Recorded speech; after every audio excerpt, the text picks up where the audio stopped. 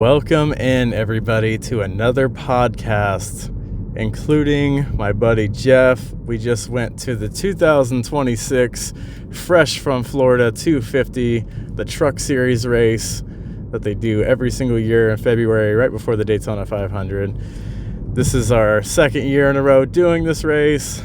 First time we went to this race was back in 2007, and yeah, we're making it a tradition. So man, what a night. How do you feel right now? Man, it has been a night. Oh man. First of all, Tony Bedringer couldn't even make the fucking race. You said Bedringer? How do you say her last name? Oh, Breidinger. Brideringer. Oh my god. She didn't even make the fucking race. And Frankie didn't do that well. Overall, the race was really fun. Yeah, so, man, you cool if we just start from the top? Like, we start from the very beginning? Yeah. So, you suggested Raising Cane's. I did. And I was like, okay, yeah, that's fine. We'll do that. So we're going to get Raising Cane's before the race, especially because they sponsored Tony Breidinger. And, man, we thought watching her last year was absolutely hilarious. So she was definitely one to keep an eye on for us. So, yeah, we went to Raising Cane's, got some food. What'd you think of the food? The food was actually really good. I had a chicken sandwich with fries and a Coke. Yeah, we kind of sat in the parking lot, just ate some food. I had their tenders, and yeah, it was solid. It not anything crazy, but it was solid. I've had them a few times. I know you have too, right? Yeah. So yeah, as we're sitting there eating our food, we're like looking onto International Speedway Boulevard, just watching the traffic get like worse and worse. And then next thing you know, we just see this like big truck come by with TVs on the side, and there's just this guy on the TV who was just all like exuberant, and then he just like pulls his whole shirt up and just flashes everybody. And what did you say when that happened? It's fucking disgusting. I was like, I'm eating. It's like right when you're eating. Yeah. It's crazy. So I was like, man, this just feels like such a NASCAR type of night when you see something like that happen. So we ate our food, and jump in anytime you want to also. Mm-hmm. So we ate our food, and we're like, all right, the race is at 7:30. We left your place at 5, and now around this time, I think it was like, what, 6 or so, maybe? I would say so, yeah. Yeah, we can hear some of the cars going around the track. Like, they had Truck Series qualifying, I believe, maybe right when we left your house, and then they were doing practice for the Cup Series, and you could just see all the people starting to like walk down the sidewalk, and it was, starting to get a little bit dim, and weather was really nice though. I mean, it was like, what, low 60s? It was at first, it felt cool outside, and then it got colder as the night went on. For sure. And I always think about these types of races, like these night races at Daytona. I mean, even some of the day races, like they get so cold up in the stands. So I knew I wanted to dress warm, and you brought a jacket as well. Yeah. Dude, didn't you say this jacket is from middle school? Yeah, I'm wearing a jacket that I had in middle school, and it still fits me. Oh, man, that's crazy. So it's a Tony Hawk jacket. Hell yeah. We're looking for parking. I was trying to find something closer to our seats, and I was hoping that like the parking would be open just like at the track, but it didn't look like any of that parking was actually open. But I remember we passed by Cracker Barrel, and that shit was $60 for parking. Yeah, I thought that was ridiculous. I know you were saying like, man, why don't you just leave your car here at Raising Cane's? We could have. We easily could have. I didn't want to chance it though. You don't want to have that anxiety of potentially getting towed while you're trying to have a great night. So we kept going down International, and then I was basically just like, fuck it, let's just park where we always do, next to the Hilton. So Thankfully, the parking at the Hilton was only $20. Yes, thank God. And that's like what I was kind of hoping that it would be. So went ahead and parked and got out of the car and started walking up to the track. What? Yeah, and as we were walking up to the track, we were walking in a line, like, towards the track with other people. And I stopped and took a picture, and everyone just went flying into me. Yeah, we were in this very narrow pathway as we're walking up to the track. And, yeah, I couldn't have explained it better myself.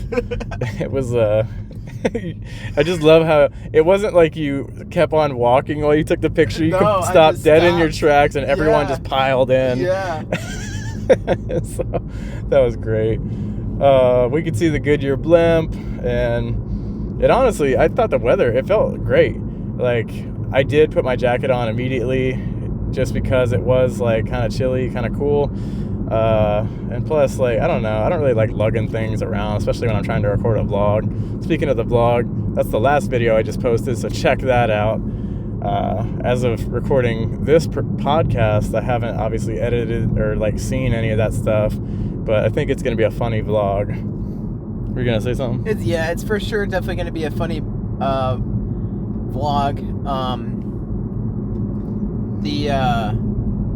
The merch tent, they had some good stuff in there I saw, but the prices, holy crap, the prices were insane. It was like $15 or $20 for a die cast.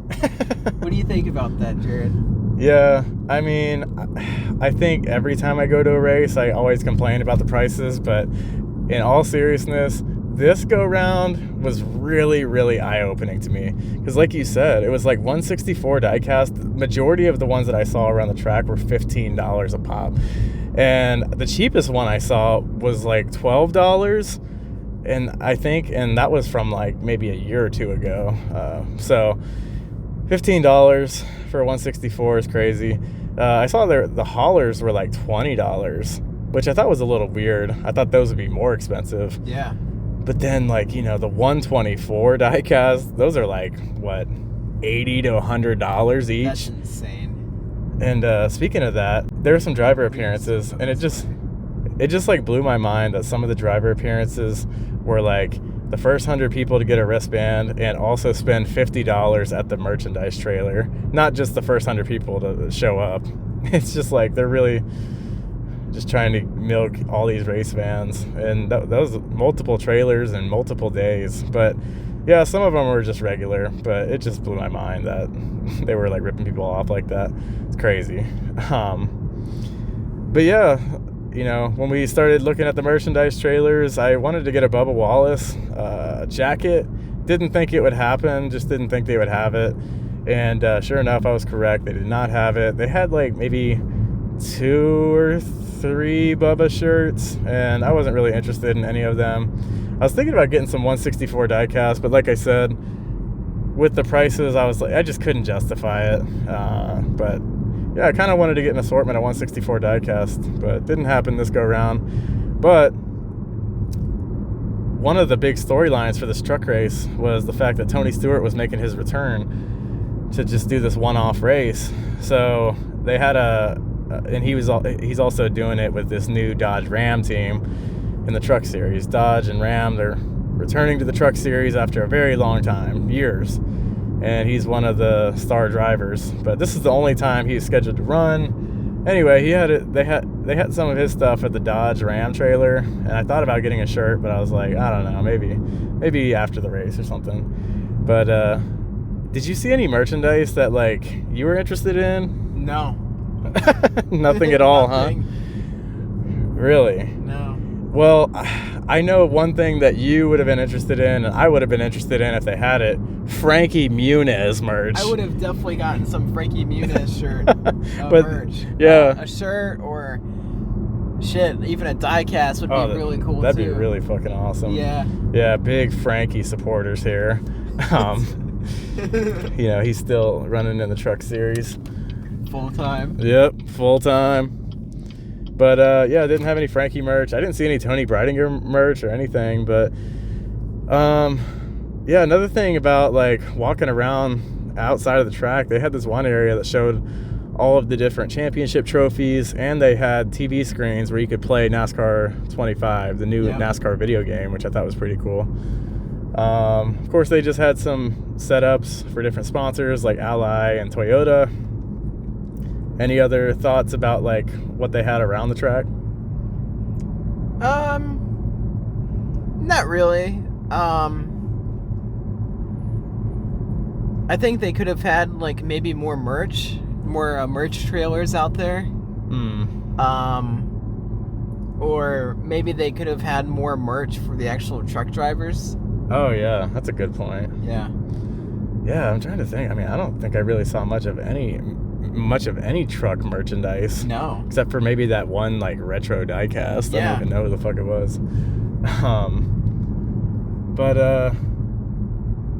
Yeah, we basically, I wanted to mention the sunset. I thought it was fucking beautiful. The sunset was gorgeous. And we went ahead, got in the track. We got general admission seating, and that was what, $55? Yeah. It's like they had two options. You could do general admission seating, or you could like pick your actual seat and up top, and those were like what, $100? Yeah, it was like almost double the price. So, like we did last year, I believe we did this last year. We just got general admission and then just pretty much sat wherever the fuck we wanted. Yep. So I think we've done this 2 years in a row now. But yeah, we were thinking about going all the way to the very last seat on the top row, on all the way in the corner next to turn one. But we ended up going a little bit before, sitting all the way in the top row, but a little bit before that. We had a really great view. Yeah, it was very interesting. I don't know if I've ever really sat that far down, but it's interesting, especially pit road, to just see the trucks like coming at you like head on. I will say speakers were like pretty fucking loud. Sometimes I kind of wonder, like, do they need to be that loud? Yeah. And I wish like the TV screens in that particular section were like just bigger. I couldn't. It was kind of hard to see them. Yeah, it was. So yeah, we were sitting basically in between pit exit and turn one, like right in the middle of that. So anyway, let's see. The other big storylines: Cletus McFarland making his Truck Series debut. Friend of Greg Biffle, who just tragically passed away, and he had multiple Greg Biffle tributes on his truck. What else did we have? I guess, were there any other major storylines going into it? No. Yeah. So, anyway, let's talk about the race. What did you think about the race overall? Overall, I think it was a pretty solid race. We did, 101 laps, I think? Went into overtime. Yeah, went into overtime. There was definitely some cautions out on the race, which, made it pretty entertaining. But it also prolonged how long the race was a little bit. But I would say the race was really well. Entertaining. And I feel like pretty much all the drivers, put like as much effort into it as they could. Yeah, I would say so. So, like, the first part of the race had Carson Hocevar and Michael McDowell really dominating in those Spire trucks, teammates. And, speaking of the cautions, there were multiple blown tires. Yep. There was never a big one, like a big wreck. No. It was all, like, kind of one or two truck wrecks, maybe. So I thought they, like, raced pretty well. But I mean, I've had this complaint for years, but I just think the cautions take so fucking long. They take so long. They need to like go out. God, I wish they would just like. I just think like at this like in this day and age, they just need to fucking speed that shit up. Like this should be like 1 or 2 laps and just move on. I don't know, maybe, but yeah, I don't know. It's just ridiculous. So yeah. Carson Hocevar won stage 1, and then stage 2 was won by Chandler Smith, and then Carson Hocevar was having trouble with his truck like in the middle of the second part of the race. I don't know. He kept like kind of stalling, like in the middle of the pack or whatever. I don't know if he was having an engine issue or electrical or something, but that kind of ended up screwing up his night, and he ended up like spinning out multiple times after that. He was just kind of like annoying, like, but yeah, the ending. I thought the fucking finish was fantastic. It was really clean but good racing, and Chandler Smith made like a 4-wide move in the tri-oval and fucking won the race in like I said, overtime in a photo finish. Gio Ruggiero got like pushed to the apron on the backstretch on that last lap too. That was crazy. But you know, also there was a photo finish at the end of stage 1, which is very nice. Yes. So definitely some good racing. I like how the race is not like super fucking long. It's just 100 laps. It's only like 2.5 hours. It starts at 7:30 and ends around 10. But yeah, we were looking for Toni Breidinger, and I'm like, dude, what number is she now? So you Googled it, and it said that she's number 27. I'm like, I don't see a 27 on the track. No. And it's funny because I thought she was in the 5 like last year. So I was like recording videos for the vlog thinking that she was in the fucking 5. She wasn't. No. So I was like, I like, oh, you looked it up, didn't you? Yeah. And then it was like, yeah, Toni Breidinger's season starts off disastrous. Yeah, or like the worst start possible. Yeah, so she didn't make the fucking race. Yeah. In qualifying, I guess she was just too slow and didn't make the race. And it's just like crazy. Crazy. Because she's like, Look fucking. Parking spot's fucking tight. Yeah. Wonder how many drivers out there were tight.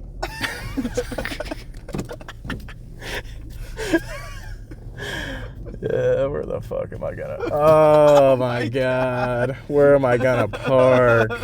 Yeah, this fucking place is going downhill. Shit. Yeah, Toni didn't even start the fucking race. Yeah, that shit was crazy. But the other Toni Stewart... Where are you parking? Yeah, I don't know. Hold on. Is there spots over there? Let's just fucking squeeze in here for a second. We're squeezing. Yeah. We're pulling in. Yeah. Gonna have to cut this out of the video.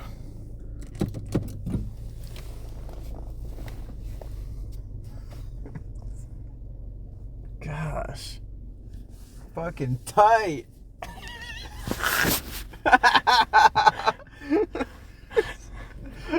Oh my god. Tight.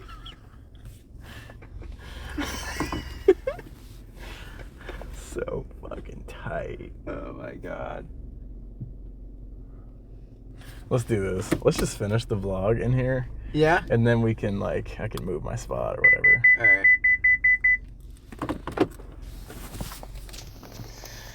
Alright, let's continue here. Alright, Toni Stewart. So he was racing in the main pack, but he was kind of like at the back of the main pack. And he lasted a little while, but unfortunately, it seemed like somebody kind of just like lost control of their car and like wrecked with him. Yeah. So he was out early. Cletus McFarland, like I mentioned, the social media star / turned racer, whatever. He ended up spinning out and wrecking by himself very early on. I think he was the first caution. I actually got that one on video. So that was disappointing, but at least I got like a video of his car before he wrecked. So there was that. Frankie was running the strategy of like hanging way behind the main pack all night. All night, the entire race. And just hoping to miss all the wrecks at the end. And there just weren't that many wrecks. So he still ended up getting like, I guess, an okay finish in 16th, but it wasn't like a top 10 like I'm sure he was hoping. Like, you know, like last year he got 10. Exactly. Yeah, let's see. It was interesting to see the Dodge trucks. I remember something that really stood out to me is, I don't know if it was the Ram logo, but it was I think it might have been the Ram logo, but each Dodge truck had that, I think, Ram logo on the side of the truck, which was pretty cool. That big symbol next to the number. Mm-hmm. So that was interesting, and honestly, they performed pretty well. I know Christian Eckes was in a Ram, and he was leading for a little while in the Celsius truck. I thought there were some cool paint schemes. Mm-hmm. I know you mentioned the Gio Ruggiero JBL one, right? Yeah. So that was a good one. And me and you both agreed. We liked Frankie's paint scheme. He had he has a good paint scheme. He has a light blue truck with a, kind of like neon yellow numbers. Yeah. I thought that was nice. Quite a few people blew a tire. Yes, for sure. So that was interesting because you had mentioned, you were like, wonder how many drivers are going to blow a tire tonight. And then like multiple did. Yeah. So yeah. Any other thoughts about the race? We're probably missing something big. I don't think we are. I don't think we're missing anything. Okay. Yeah, I thought it was just a lot of good racing throughout the race. It was, lots of side-by-side racing and lots of... a lot of 3 wide. Yeah, lots of bump drafting. Yeah. Trucks getting squirrely. And like, yeah, they were, what? Bouncing off each other. Yeah. Yeah. Oh, that was another thing I was thinking about. Oh, we didn't even mention. So it was fucking freezing up in the stand. It was actually fucking freezing. Yeah, so the temperature was like high. It was like 59. Yeah. But like when you're up that high in the stands and like the wind and everything, it felt really fucking cold. It I'm not felt gonna like lie. it was like in the 30s. Yeah. Didn't it? Yeah. Like my nose was running. Yeah. It was cold. Yeah, it was. And I didn't even think it was going to be that cold because earlier today it was like hot out. Yeah, I'm glad that we, dressed you warm. said something, yeah. Let's see. It was cool to see the skyline, just what do you call it? The fucking in the distance, you can just see like the buildings on the beach and. Yeah. So basically, when you're sitting up all the way on the top at the Daytona track, you can see like the whole city. It's crazy. Like you can see like the slingshot or whatever the fuck it's called in Daytona. You can see the beach. Yeah, the airport and just the buildings and everything. It's just cool, especially to see it at night. Yeah. After the race, I was like, man, I want to get that Tony Stewart shirt. So we had a long way to walk, coming from basically turn one. And all the fucking merchandise trailers were closed, which surprised me. I thought they'd be open. I think maybe if it was after the Daytona 500, it would be open, but they were all closed. And then the only trailer that was actually open was the Dodge Ram trailer. Yeah. And I was like, all right, well, it's open, but the shirt's probably sold out. But we waited in the line for a long-ass time. A long time. And then, surprisingly, ridiculous. The line wasn't moving. It was crazy. God. And then, surprisingly, they actually did have the Tony Stewart shirt in my size, so I got that. It was $30. So that was cool. Are you glad you got it? Yeah, definitely. Yeah. But we got to get that Frankie shirt. We got to get a Frankie shirt. There are Frankie shirts online. Yeah, we saw they had some now. They didn't have any last year, but anyway. Only other little gripes. I don't know. I didn't really like how the track workers were navigating like the traffic outside. Mm-hmm. It was like Could different. have done a lot better. Yeah, it was just different this go round, and it just wasn't. I don't know. It just seemed like it was just like the traffic. They were just like focusing more on the cars and stuff and not the pedestrians. It was like we weren't even moving for like the longest time because they were just letting all this traffic go. We just couldn't do anything. Not great navigating the traffic. But yeah, that was pretty much it for the night. Another great night. I had a lot of fun. Great to spend time with you and got so many laughs and it was a great race. It was crazy. It was good. Yeah. Any other final thoughts for you? No. I want to keep going to this race every year. Yeah, me too. We got to keep the tradition going for sure. So that's pretty much it. Hope you all enjoyed this podcast. Hope you all enjoyed this review. If you watched the race, what did you think? Are you happy Chandler Smith won? What are your other thoughts? Pretty interesting way to start the season for sure for the Craftsman Truck Series. Please comment, like, subscribe, and we'll see you on the next one. You gotta say bye. See you guys.